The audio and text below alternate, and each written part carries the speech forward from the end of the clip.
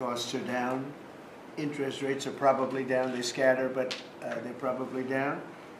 We're doing very well. It's been amazing. We had a big day yesterday. There'll always be transition difficulty, but we had in history, it was the biggest day in history, the markets. Again, there'll be a transition cost and transition problems, but in the end, it's going to be a beautiful thing.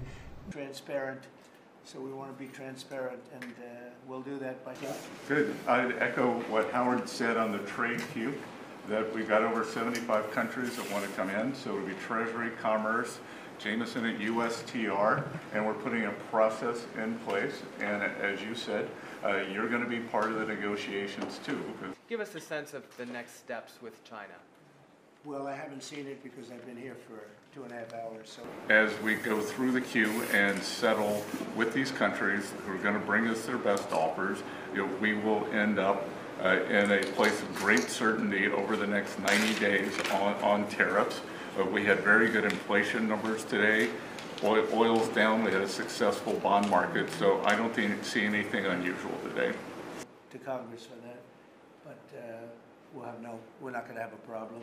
What happens with China? We would love to be able to work a deal. They've really taken advantage of our country for a long period of time. They've ripped us off beyond nobody. How people stood for it, sitting in my position, is not even believable. And we're talking about many presidents, not just a couple. But they did, and all we're doing is putting it back in shape. We're resetting the table. And I'm sure that we'll be able to get along very well. I have great respect for President Xi. He's been, in a true sense, he's been a friend of mine for a long period of time. And I think that we'll end up working out something that's very good for both countries.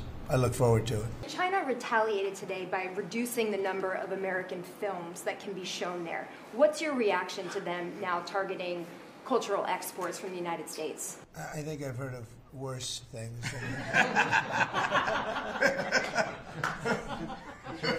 Want to see at the end of the 90 days, will you put those higher tariffs in place, or will you extend the pause? That's what would happen. Well, that's what would happen. I mean, if we can't make the deal that we want to make, or we have to make, or that's good for both parties, it's got to be good for both parties. And then we go back to where we were. Go back to the numbers that you announced last week. I think so. You wouldn't extend the pause? Yeah. We'll have to see what happens at that time. Mr. President, what are you planning on using the money that you're gaining from revenue through the tariffs on?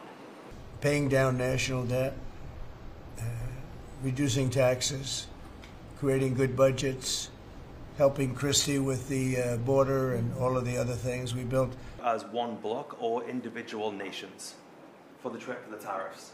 We're looking at it as one bloc.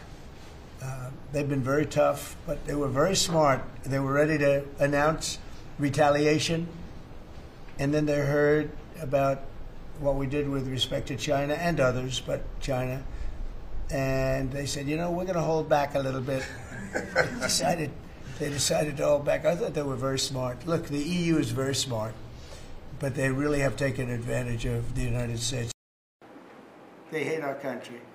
Yeah, go ahead, Jeff. You were speaking about Japan. Can you clarify what your vision is for U.S. Steel? U.S. Steel is going to do very well now because of tariffs, and I don't know why they even need a deal. Thank you, everybody. Thank you.